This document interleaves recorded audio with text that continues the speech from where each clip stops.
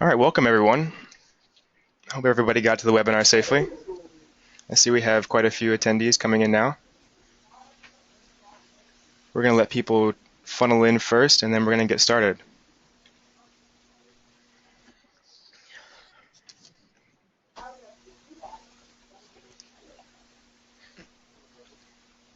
Okay, everyone. Welcome to the World Teach webinar, Teaching and Living in Chile. Thank you for joining us. We have a bunch of listeners on the line, so we're excited to start the conversation. Amongst us this evening, we have some new applicants, those that have just been accepted into the program, and others that are just interested in learning more about World Teach in Chile. We also have a few panelists joining us who are recent alumni and field staff, so thank you everyone for tuning in tonight. My name is George Payne, I'm Communications Coordinator at World Teach and Webinar Facilitator for the night. I've been working as both a teacher and in support of international education programs since 2009. I'm now finishing up master's degrees in international education management and public administration, which in turn will help me serve international teaching and learning professionals like yourselves more appropriately. We also have Caitlin Ivester facilitating tonight, who is our Director of Admissions. Caitlin is a World Teach alum. The broadcast is now starting. All attendees are in listen-only mode. Who has taught in Chile and in Texas near the Mexican border. Should, or should I say when you apply for this program, she'll be the one who will interview you. We also have on the line the current program manager, Heather Tang, who's also a former Chile volunteer and field director. Now, soon you'll meet our other panelists on the line in a couple of minutes. We have about 20 people listening in from all over the world, so let's move on to our agenda.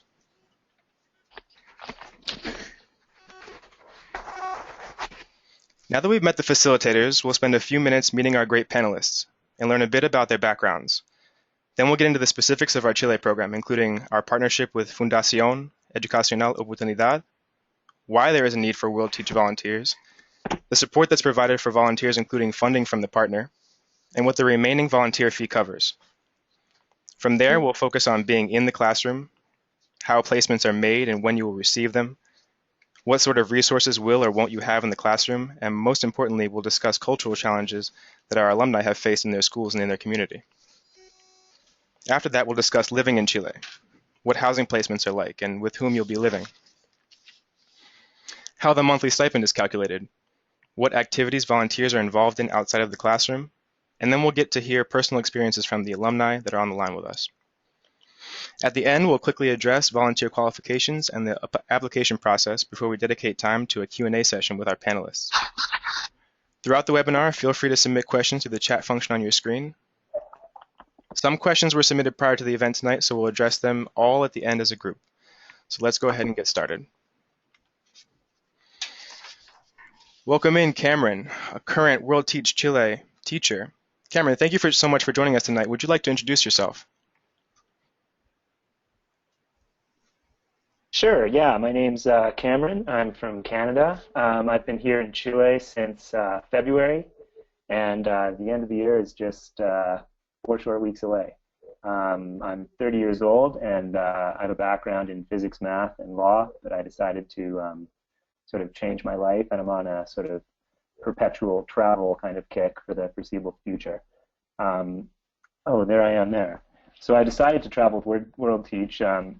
To work here because I never taught before, but I thought that I enjoyed working with kids because I did all these summer camps when I was in high school and university, and I've always been sort of passionate about learning, so I thought that teaching would be a good thing for me to try, and also just the opportunity to live in a foreign country, to attempt to learn a new language, and to live with a host family were some of the big draws for me.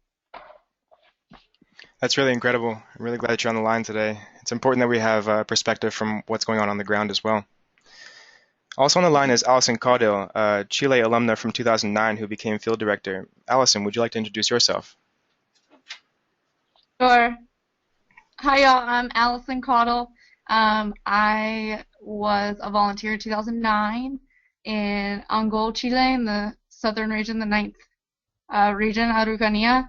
And afterwards, I decided to stay on as field director, and then I was field director for a little over a year. And yeah, so I'm currently living in Raleigh, North Carolina, and I am still teaching. I teach ESL K through 5, And I also teach free as an adjunct professor at the local community college, free English classes to refugees and immigrants. That's quite incredible. I imagine that World Teach helps you get that start as well. Absolutely. And Chris, you're a Chile alum from 2010. Would you mind introducing yourself?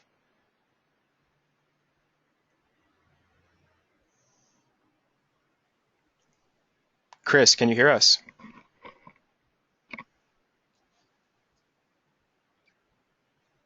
Okay. It seems Chris might be having some trouble sharing right now. So we're going to ask Chris some questions a little bit later. Chris, when you hear us, please chime in when you can. We're going to move on. So let's talk about World Teach in Chile. World Teach has been in Chile for over 10 years now, and we are entering our 4th year of partnership with a Chilean nonprofit called Fundación Educacional Oportunidad. Heather, can you tell us anything about the nature of the relationship between World Teach and the Fundación, or in general why the Fundación believes that there's a need for volunteers in the remote Elqui Valley? Yeah, of course. So we started this partnership with the Fundación a few years ago, and they actually approached us asking for volunteers of native English speakers. And they've been running this program there for a little bit and have very qualified Chilean local teachers, but wanted to bring in the aspect of a native speaker from a different country to bring in a different dimension to their classrooms. So all of the volunteers, they co-teach in the classrooms with the local co-teachers and kind of work in a partnership to run activities and kind of get both perspectives in the classroom for the students. Beautiful. Thanks for that insight. Do you have anything else to add in particular for this this institutional partnership that we have? Yeah, we work very closely with this partner.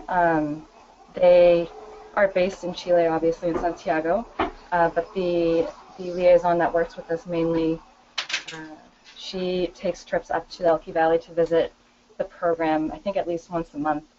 And they run a lot of, along with the classroom time, they run a lot of events in the Elqui Valley, including spelling bees and singing competitions, singing performances, and those are kind of their big events that they work all year towards. And it's a lot of fun for the volunteers and for the students to be able to put those shows on for all the local teachers and the community. And they actually are televised pretty frequently in the Chilean news when they do it. So it's a really cool aspect of this partnership. That's really cool that they're so involved in the community as well. Yeah, it's good to have a partner who is so openly invested in the English education. Beautiful. Now that we've gotten sort of an overview of the World Teach program in Chile, let's go ahead and move on to the support for the volunteer and the volunteer fee.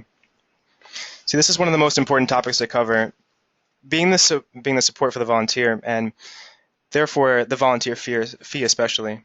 Please take note of any questions you may have regarding these topics. We'll of course address any questions you have regarding these topics during the Q&A session. So what exactly does a volunteer fee cover? As you'll see, the list is extensive, but it's important firstly to note that Fundación Educacional Oportunidad, our in-country partner, has subsidized the program substantially. The total program costs are well over $10,000, but our partner provides the majority of the funding, and the volunteer pays the remaining $3,590 plus airfare. Many of our volunteers supplement the cost by fundraising in their local community.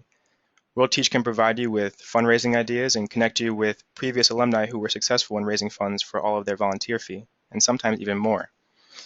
And this covers your Chilean work visa, housing, monthly stipend, field staff support, health and emergency evacuation insurance, orientation and training conferences, and a remote teacher quality coordinator to provide support for lesson plans and teaching resources. We'll touch more on your training aspects later, which is a major pillar of our volunteer support. Now on to teaching in Chile. The role of World Teach in Chile is to provide volunteers willing to teach. co-teach, and assist other teachers. The majority of volunteers will work with elementary and middle school students, although some classes of older students may be taught by World Teach volunteers as well. First off, I'm sure many of you are thinking, I've never taught before, how will I know what to do? Well, World Teach takes their orientation training very seriously, which as mentioned occurs during the first month upon arriving to Chile. The group will have extensive teacher training sessions each day and will then complete a short teaching practicum and receive feedback on their teaching from fellow volunteers and field staff. Volunteers will also receive a curriculum that has been designed specifically for the schools and students that we teach in Chile. Each volunteer will be then assigned a teacher quality coordinator in the U.S. office, who is in contact monthly to help with lesson plans, provide additional materials and teaching resources, etc. So back to Heather. As program manager, you hear a lot about the volunteers in their schools. In general, what sort of resources are most classrooms equipped with, or do you think that they're lacking?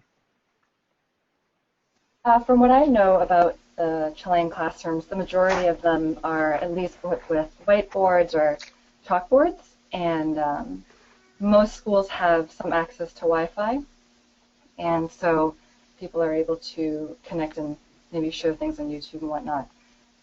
Some schools have projectors, some schools do not, and so volunteers kind of have to get creative with how they present their materials. I think Cameron could definitely speak a bit about the schools in the Elqui Valley specifically and the ones that he's in, but for the most part, that's what I've seen in general. Okay, let me ask you one more question before we move on to Cameron. What's the average class size exactly?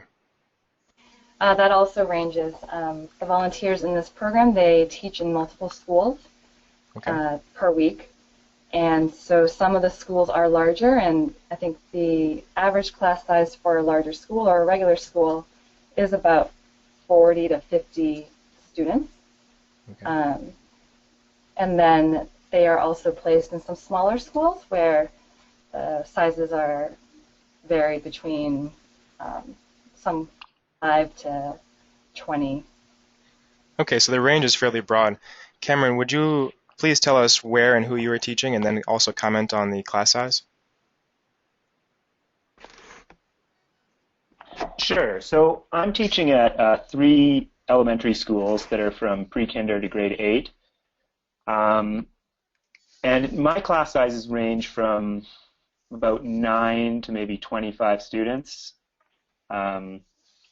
which I think is about average for this area. Do you find yourself in any co-teaching experiences as well? Yeah, so at each of my schools I have a co-teacher, but as the years sort of progressed, I've gradually assumed more responsibility. So in some of my classes, I'm sort of the main teacher, and I'm responsible for the planning and then the teaching of the lessons most of the time. So that's progressed over the year. Okay, and in your personal opinion, what would you say are some of the biggest cultural challenges for you in the classroom?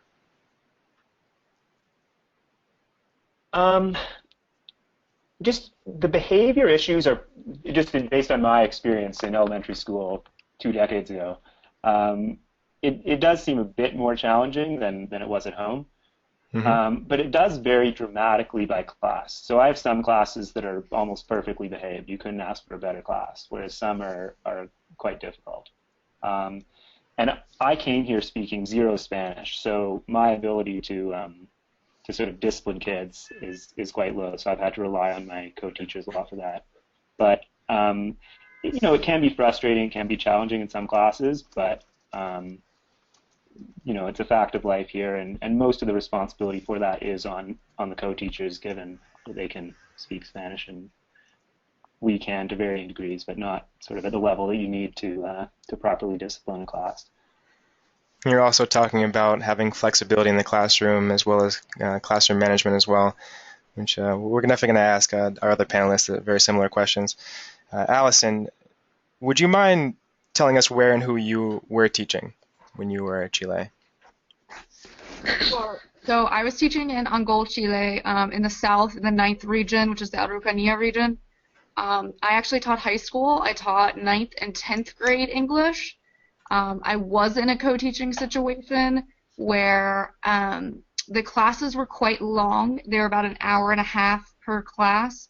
So what the co-teacher and I did is we had two separate rooms.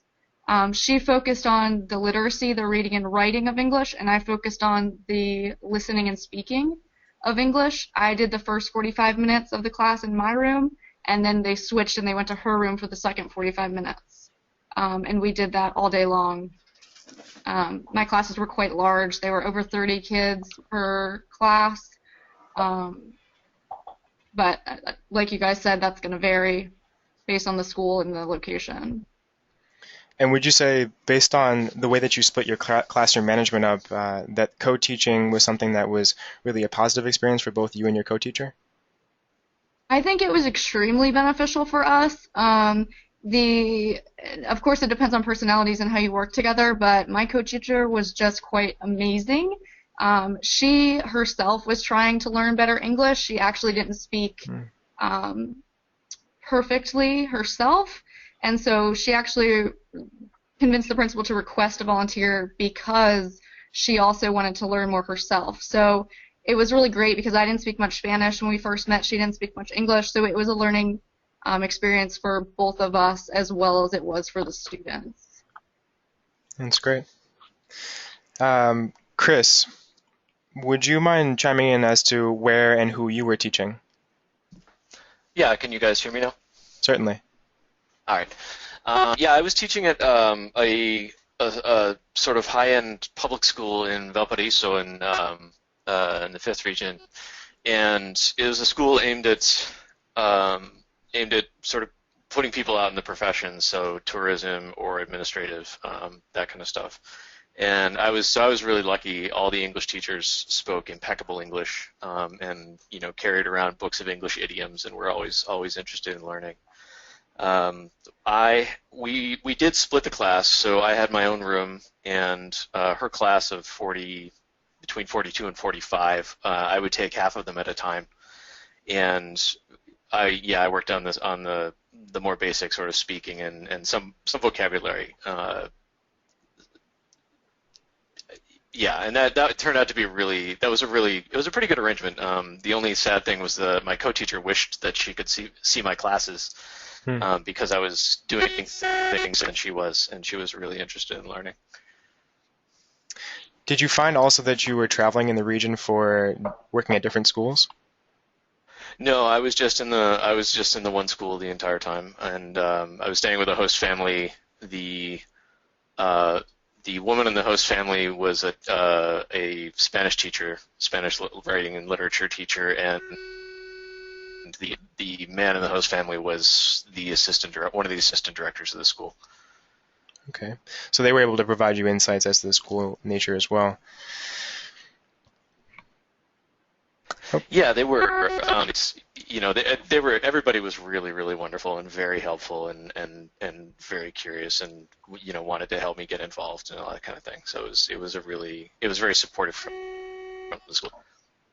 Okay. Would you like to also comment if you had any cultural challenges or traveling challenges while you were in Chile? Traveling, I didn't have any trouble traveling. It's sort of stunning how long the country is, and so I was occasionally surprised by just how long it took to get from one place to another by bus. But otherwise, it was very easy. Like it was very comfortable. The cultural challenges are there. It's really interesting. So I went down there and I already spoke pretty fluent Spanish, and one of the reasons I wanted to go to Chile was to sort of up my game a little bit. And I also thought that going to some place where I already spoke the language pretty well would let me get into it a bit more and get into the culture and kind of communicate with people, which is true. But there are some things that are just always a little mysterious in any. I found this even going to Canada. There are just things get done differently, and it's not always easy to see what they are.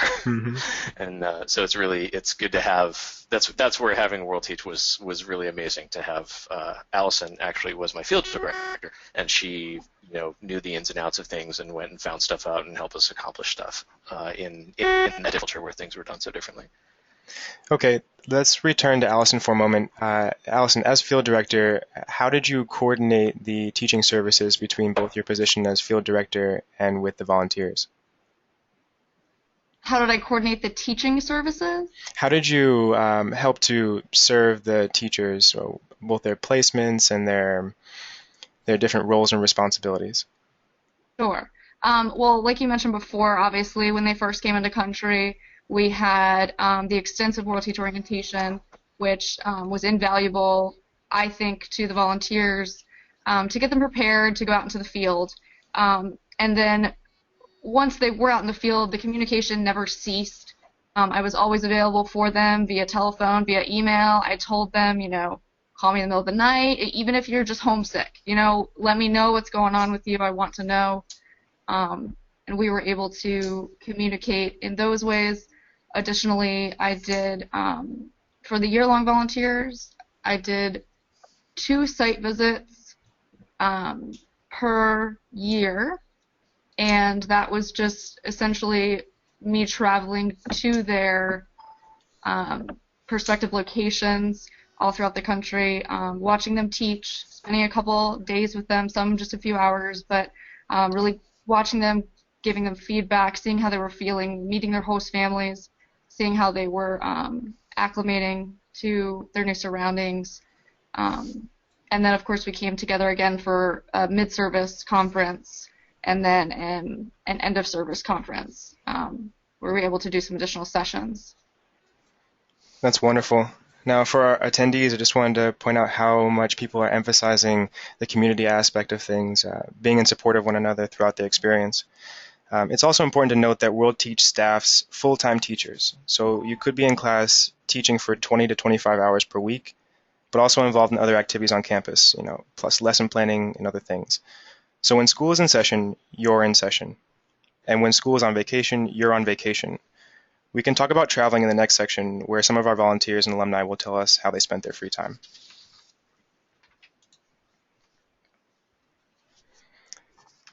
Now, if and when you're accepted, you'll fill out a volunteer profile form, where you list your preferences on what age students you want to teach and what sort of environment you want to live in. For example, whether you prefer to live and work near other volunteers or if you want to be further away. Based off your preferences and experiences, your program manager and head teacher will then place you according to where they think you'll be the most successful. You usually find out about this placement a couple of weeks before departure for Chile.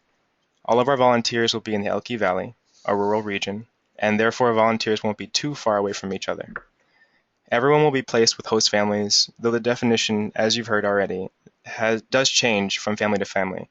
For example, a couple with or without children, or one Chilean roommate. Some volunteers will be placed together, while others will be the only volunteer in the housing placement. Let's go ahead and hear from some of our volunteers and staff about their personal experiences. Heather, can you tell us what the housing situation is like for volunteers, who they live with, what amenities they have, what meals are provided to your volunteers by their host families? Yeah, of course. So in this program, the volunteers actually live in varied housing. I think at the moment it's half and half host families and half volunteer housing in which they live with other volunteers, kind of like roommates in an apartment. And it depends on your placement for which one you end up being in. The accommodations, they're always checked by staff before we place them there, and they should include a private bedroom that can be closed and locked for your privacy and for your security, and then also indoor plumbing and hot water should be available, as well as access to a kitchen. And then for meals, dinner is provided by the host family or a dinner stipend for food shopping if you're living with other volunteers. And then your breakfast and lunch are provided by yourself with your either with your stipend or by your school when you're at school. Okay. And now I guess I can comment, for anybody who's lived abroad before, even the most well-placed volunteer or student, for that matter, has sometimes a bit of a struggle adjusting Heather, can you also comment on any sort of common struggles that occur when there are housing placements? Yeah, so with housing anywhere and living with anyone anywhere, unless you're living alone, Mm-hmm. there is always an adjustment or a period where you're trying to figure out how to live with another person because of personalities, because of habits and whatnot. And so that applies to a volunteer living with a host family as well as volunteers living together. Like you mentioned before, they're all pretty close to each other relative to Chile, and that they are in the same general region in Elqui Valley. However, because it's more rural and the transportation is a little more scarce and a little bit unreliable in terms of frequency, it might take a little longer to get to other volunteers because you might end up waiting for a bus that you don't know when it's coming. Or volunteers, I think some of them have required bicycles or they walk pretty frequently. So even though you're close together, it still takes a little bit of time to get anywhere. In terms of living with people, it's just kind of, you have to be really flexible, really open-minded, and kind of figure out how to live with other people, and that applies to any situation. Mm-hmm. And skipping communication. Communication no. is also really important because if you're not talking to each other, then you never know what's bothering someone or if someone needs any kind of change or adjustment. It's true. Adjusting is part of the culture shock wave, if you will. I wanted to skip ahead to another question. I know that one of our attendees had. They were curious if there are any urban placements. Heather, can you speak to that? Yeah, the answer is no, not in this program. All the volunteers do live in the Elqui Valley, but the great thing about Chile is that in width, it's never any more than a few hours of travel. And so the closest city is La Serena and Coquimbo, 2 cities. And it takes about, depending on where you are in the Elqui Valley, it takes about an hour and a half to a little more if you end up having to wait for certain transportation to get over there. But it's not, the transportation infrastructure in Chile is pretty impeccable, like Chris mentioned. So you're never too far from the city if you want to get there. That's good to hear. Cameron, let's go back to the field for a moment. Can you speak to the cost of living in the area and how you tend to use your stipend? Sure. So I don't have to pay for my accommodation or my dinner because I'm living with the host family. I make my own breakfast and lunch, and I generally just make sandwiches and simple things, so that isn't that expensive. So I think just covering my food, that is sort of easily covered by the stipend. I do go over the stipend just because I spend money. I go on weekend trips and do extra things, but generally the stipend should be enough to cover, your breakfast and lunch, and a bit of transportation within the valley. Okay. And also, have you made it to the city? To La Serena? Yes.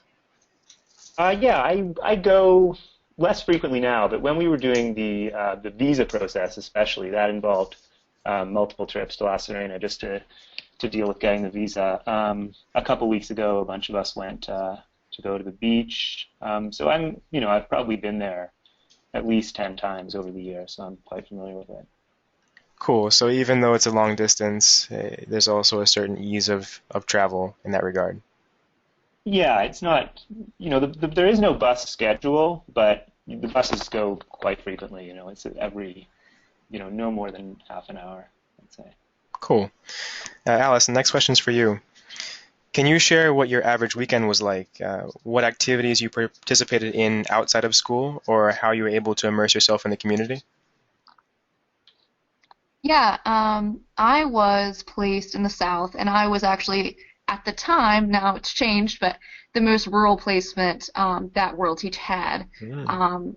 But, there were 4 of us in our little town, and same thing kind of that Cameron was saying, it was a bus ride to get to a city, about 2 hours for us to get to Los Angeles, but, there was a lot to do even in my small town. And we went on, I had other volunteers there with me. I lived with a host family, but we would go on walks. Like, there were so many events and activities around my town. There was always, like, during um, they have the Day of the Professor in Chile, and so there was always, like, a dinner for the teachers or teachers getting together to do something.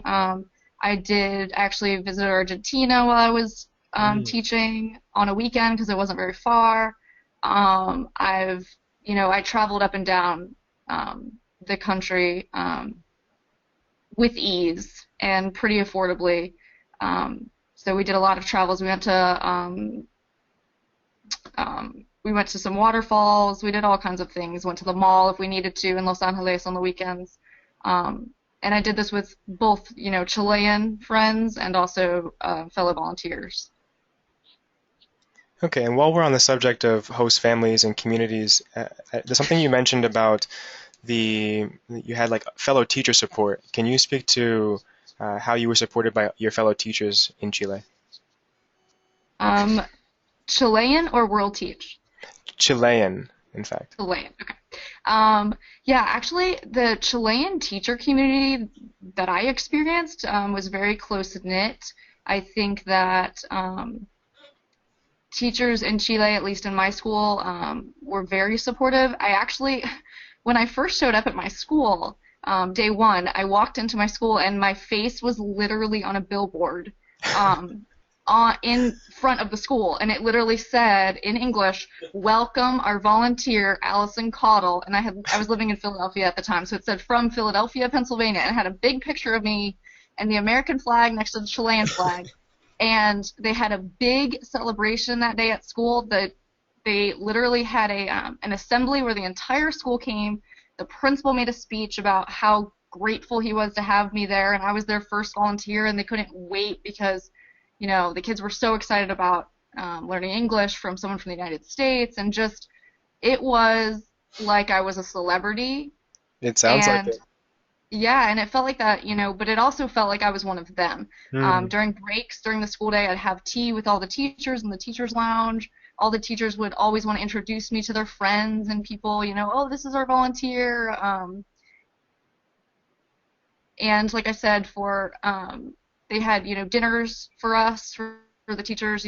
We did a Fiestas Patrias dinner, and we also did a dinner for, like I said, the Day of the Professor, as they call it, the Teacher's Day, basically. And I felt very supported, and I think they felt supported by me, and there was excitement in the air, definitely, for me to be there. I think that's really important for our attendees to hear tonight, just that you're going to get supported not just from your fellow World Teach volunteers, from the U.S. staff here in the office in terms of your teacher quality coordinator, but also from the folks that you're living with and also the folks that you're working with. Let's skip ahead to Chris. I want to ask you one more question. Did you have a chance to travel? And in general, how did you create a life for yourself in Chile? I was able to travel. Let's see, at the end of the year, I went up to La Serena, and during the year, I might have gone to Valdivia twice. I really, really liked Valdivia. And I was down in Puerto Montt, some of the towns at Puerto Varas.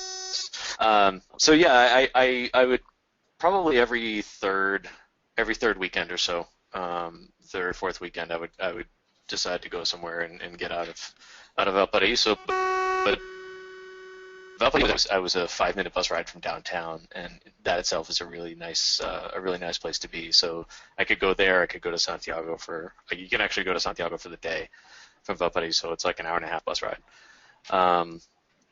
The Chileans that I've met were really welcoming. One of the guys who worked the door at my school. His other job was driving a colectivo around town. He actually offered on a Sunday to give all around up in parts of Valparaiso that I would never have found by myself, and talk to me about that. And so that was really special too. So yeah, and between meeting Chileans to hang out with and spending time with the volunteers and cutting our experiences and sharing our time. I was able to keep busy and keep it. Cool. All right, we're going to move on to the application process and volunteer qualifications. All right, applicants for our year-long programs like Chile must be native English speakers of any nationality and hold a bachelor's degree. You do not have to have teaching experience. However, a commitment to serving and learning and a flexible attitude are musts. You do not need to know Spanish. That's very important. You do not need to know Spanish, but it certainly couldn't hurt your application. The age requirements for this program are typical for World Teach. However, our partners stress that there are potentially physically taxing activities and experiences that will occur during your time in the Valley. The required application items are listed here, as well as on our website, and the process concludes with a phone or Skype interview with our admissions director. Applications will be accepted until December 15th, and the decision will be made 2 to 3 weeks after the application is complete. Volunteers will be departing in February and returning in December of 2016. Caitlin, who's been on the line the entire time, Caitlin Ivester, our admissions director, I want to ask you, would you like to comment on anything else that maybe isn't listed here in detail?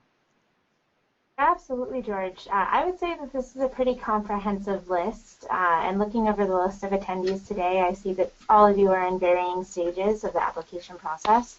I would say that since we're kind of coming up on the deadline in less than a month, that you would definitely want to start your application now and finish it soon to give you time to set up an interview or time to reach out to your recommenders or whatever it might be. And I'm definitely available to answer any questions you might have about the application process. And I know we have a lot of experts on Chile right now, but I happen to live in Chile as well for about 2.5 years, so I'm happy to answer questions on Chile too. But yeah, feel free to shoot us an email or give us a call at the office, and we'll answer any application process questions you have. Can I add something quick for the application process for this program? Please do, Heather. For the Chile program specifically, there are actually 2 decision stages. Your application process will go as the normal World Teach process as is described here and what Caitlin said. And then at the decision stage, you'll get a decision from First World Teach, and then if you're accepted, that's a provisional acceptance based on a second decision that is actually made by our partner, because we'll forward your application after we accept you to the partner for their approval as well. So the official acceptance isn't until after the 2 stages there. Okay, I hope that our attendees are able to take note of that. It is a 2-stage process. So it's not any extra work on the applicant's part, but it might just take a little longer. Okay, and if they have any questions about that, they can feel free to ask them in a moment. We're going to move on to the question and answer session now. So we're going to show a few pictures here taken by our World Teach Chile volunteers throughout the last couple of years, pictures of schools, students, scenery, just to give you a little taste of the experience in Chile. We had a few questions that were sent in to us ahead of time, but please feel free to chat your questions in now if you haven't already. Just to get us started, we're going to ask this first question of Heather. Heather, how did you choose Fundación Educacional Oportunidad as your partner organization in Chile? That's a great question, and they actually chose us. I was down there as field director for the Chile program with our previous partner at the time in 2011, and we were actually closing that program out. And so I was introduced by one of our close partners, unofficial partner in the Harvard International Development Center, and it's called Dr. Class, and they have an office in Chile, and so we worked very closely with their staff, and they introduced us to this organization who was looking for resources and getting foreign native English speakers to come teach in their classrooms and their programs. So they actually approached us and asked if the partnership would work out and what it required, what it entailed, and kind of went from there.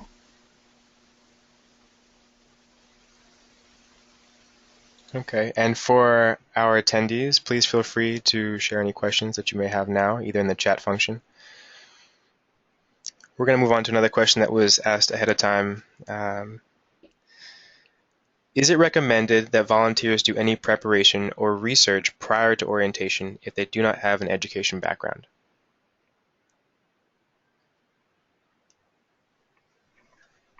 I Is this guess we question could. still for me?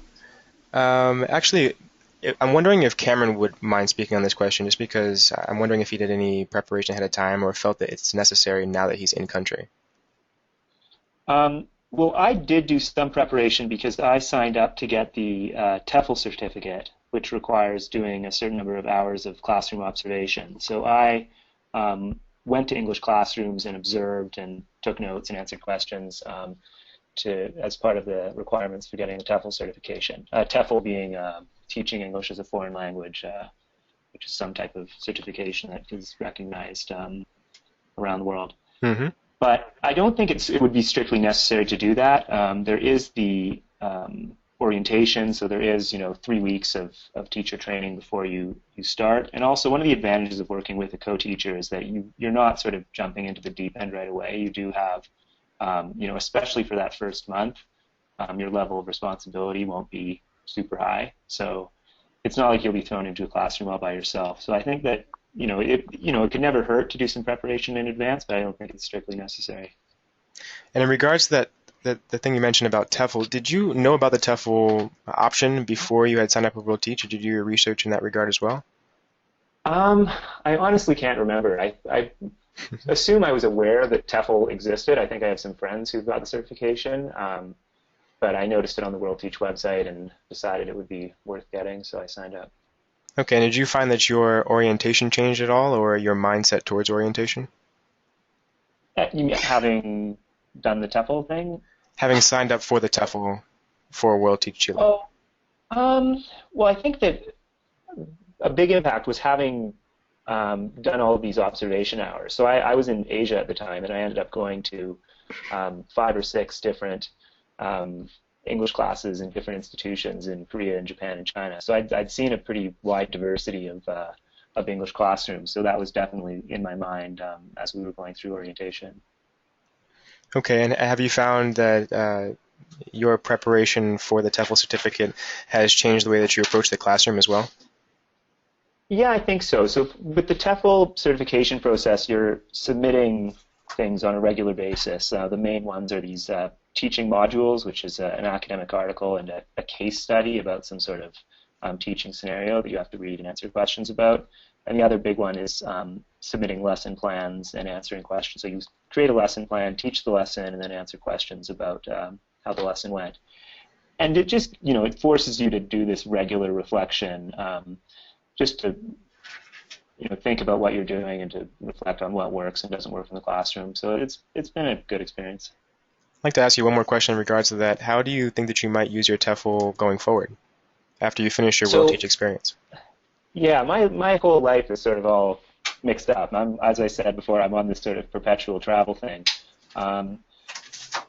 But so I haven't concluded that I'm going to be doing teaching somewhere overseas, but it definitely is an option. I think having the certification, I think, there's a lot of countries in the world that really there's a big demand for English teachers in Asia and the Middle East. So I think there's a reasonably good chance that I will look for a job teaching English somewhere in the world within the next few years. Okay, and I guess we go back to Heather for a moment. Heather, would you say that the World Teach Chile program is a great place to do the TEFL certification? Yeah, I think that you obviously get a significant amount of time in the classroom in front of your students and teaching English, as well as the normal World Teach training during orientation support throughout the year. So it's a good environment for you to put theory into practice once you're in there. Excuse me. Once you're in there and acquiring your hours and teaching experience. Chile, in terms of the requirements, Chile is pretty connected to the internet in one way or the other. I know in the Alte Valley it's a little bit more spotty in places, but you can generally find a way to connect to internet to submit your lesson plans and modules, and also do any online content that it requires. And back to Cameron for a moment. Cameron, have you found that you were able to use technology in the classroom at all? Yeah, most of my classrooms are reasonably well equipped. At all of my schools, we have overhead projectors and laptops that we can use. Um, there is internet. There's Wi-Fi at some schools, but not all of them, and sometimes it's difficult to connect to it. So I have never relied on using the internet at the school. Um, but schools will have yeah, laptops. Typically, they'll have a computer room and projectors, and those are the things that I've used most.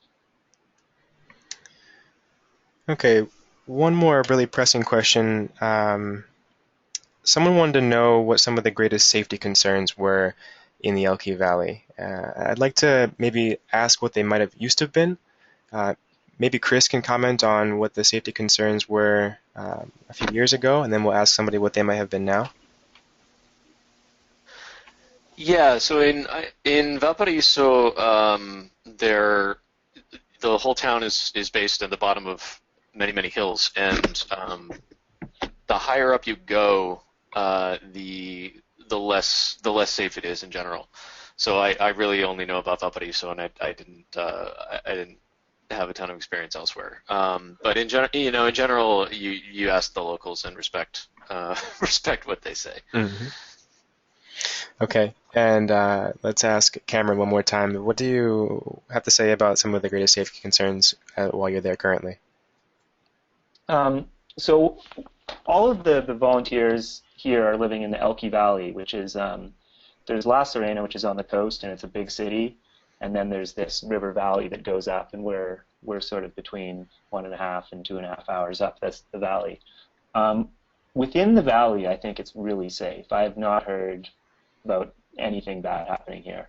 I once left my wallet on a bus, and I told the bus dispatch people, and my wallet showed up half an hour later. So, Wow. yeah, within the valley, I think it's totally fine. In the big city in La Serena, it's probably a bit more dangerous, especially late at night if you're going out. But I think, that just goes in general for big cities. Mm-hmm. But within the valley, it's totally fine, I think. I haven't, no one's really warned me about anything, especially in these small towns. It seems quite safe. Okay, let's wrap up with something fun. I'd like to ask what some of you did for your vacation time while you were there. Let's start with Allison. For vacation time, oh my gosh. Well, first, can I make a quick comment on the safety issue? Please go ahead. So just to put it out there, I think that World Teach is, no matter what the safety concern is, I think that World Teach is extremely equipped to deal with any safety situation. I happened to be field director during the 8.8 earthquake in 2010, and that's a pretty big safety situation, and it was handled beautifully. Everyone was safe, and I think that any volunteer going with World Teach doesn't have anything to worry about.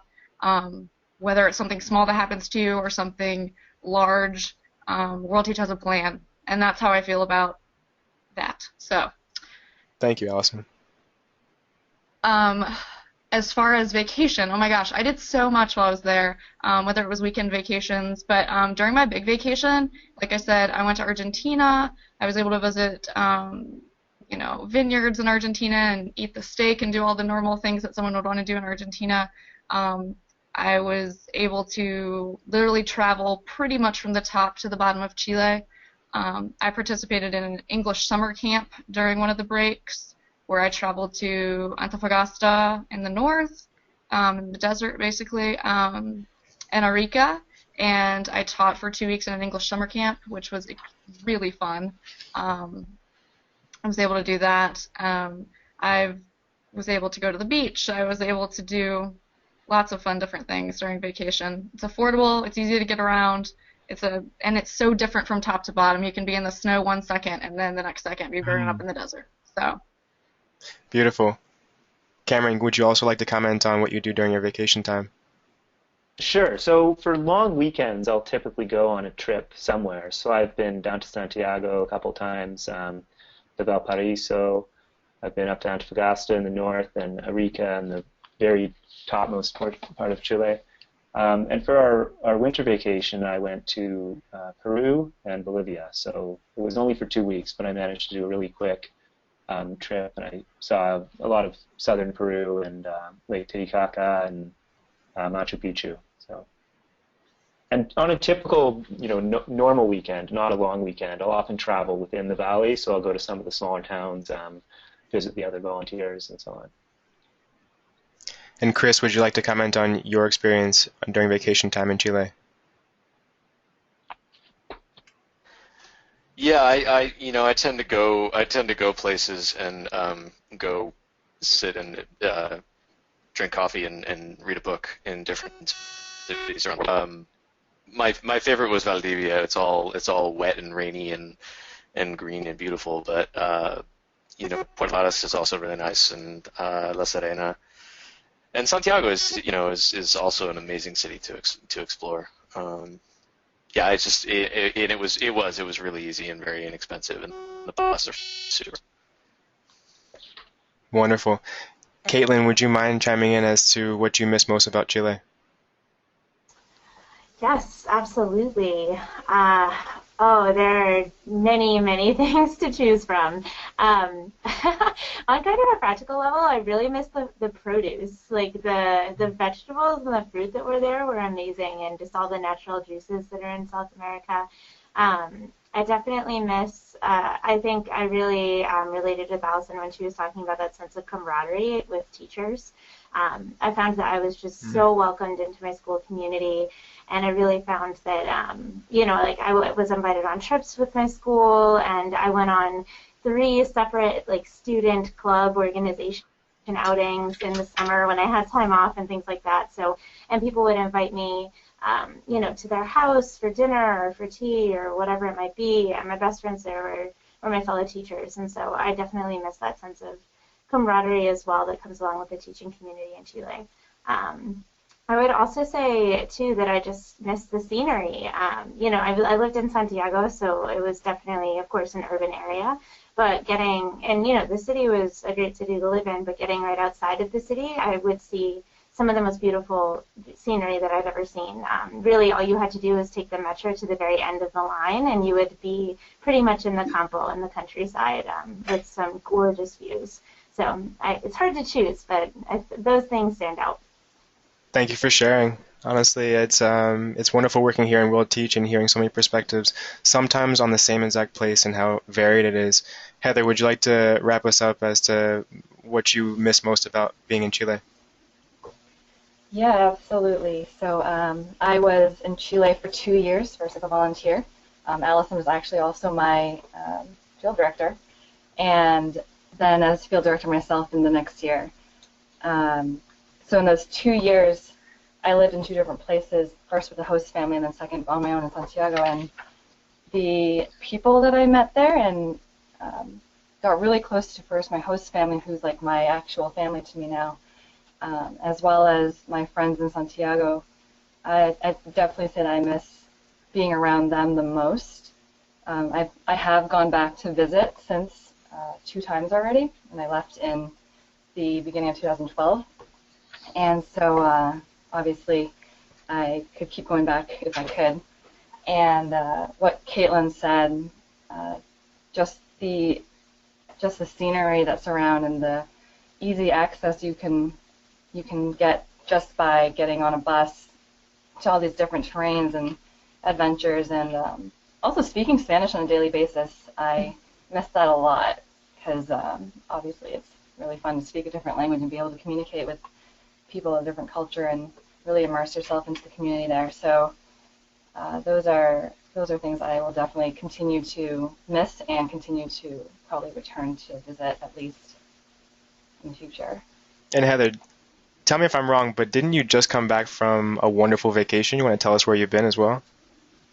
Yeah, I didn't go to Chile this time, but I was in Asia. I went to Japan, where I used to also live for almost 2 years, and then hopped over to Hong Kong where I have some family, and then went over to Vietnam where I had not been before. So I just came back last night. Oh, thank you for coming back for this. No worries. Now you can see exactly how much your World Teach experience will inspire you to continue traveling and continue living all around the world. As you continue to see some of the pictures that we have here, remind yourself how important it is that you travel and you get out there and you see it and you experience it firsthand. Honestly, I want to say thank you everyone for joining us tonight. If you'd like to learn more, please go to the website at www.worldteach.org. If you'd like to read about some of our alumni reviews, please go to gooverseas.com. There are people there who have basically poured their heart out in sharing what their experience was like and how much they would like other people to have experiences like those. And then check us out on social media, Facebook, Twitter, Instagram.